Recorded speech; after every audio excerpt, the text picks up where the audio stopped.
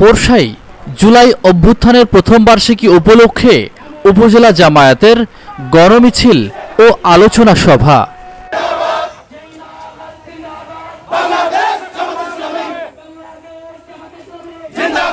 নওগাঁর পোরশায় জুলাই অভ্যুত্থানের প্রথম বার্ষিকী উপলক্ষে উপজেলা জামায়াতের আয়োজনে এক গণমিছিল ও সংক্ষিপ্ত আলোচনা সভা অনুষ্ঠিত হয়েছে।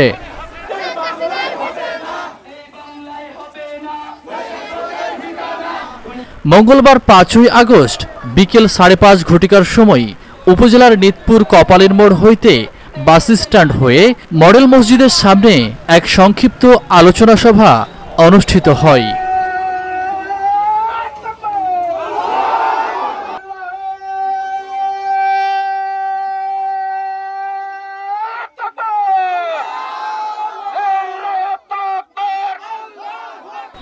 উপজেলা জামায়াতের আমির মাওলানা মোহাম্মদ সাগর আলীর সভাপতিত্বে গণমিছিল শেষে প্রধান অতিথি হিসেবে উপস্থিত থেকে বক্তব্য রাখেন নওগাঁ জেলা জামায়াতের সহকারী সেক্রেটারি ও জেলা শ্রমিক কল্যাণ ফেডারেশনের সভাপতি মাওলানা মোহাম্মদ নাসির উদ্দিন।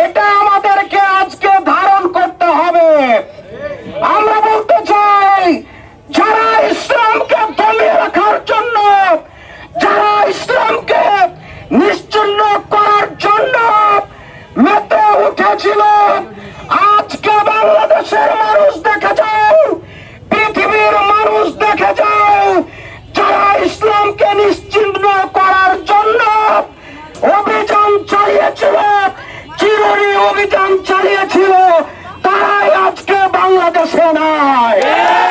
আমরা বলতে চাই, মুসাকে যারা, মুসা আলাইহিস সালামকে যারা নির্মূল করতে চেয়েছিল ফেরাউন, ফেরাউনি শেষ পর্যন্ত নীল নদে ডুবে তার দল বল সহ একেবারে নিশ্চিহ্ন হয়ে গেছিল।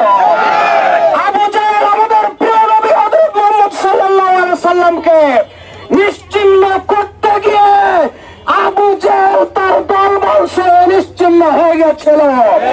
এখান থেকে প্রমাণ হচ্ছে যারা ইসলামের বিরুদ্ধে রাখবে তারাই আগামীতে নিশ্চিহ্ন হয়ে যাবে। উপজেলা জামায়াতের সেক্রেটারি মোহাম্মদ শরীফুল ইসলামের সঞ্চালনায় এ সময় সংক্ষিপ্ত আলোচনা সভায় বক্তব্য রাখেন উপজেলা জামায়াতের নায়েবে আমির মাওলানা মোহাম্মদ আব্দুর রহিম।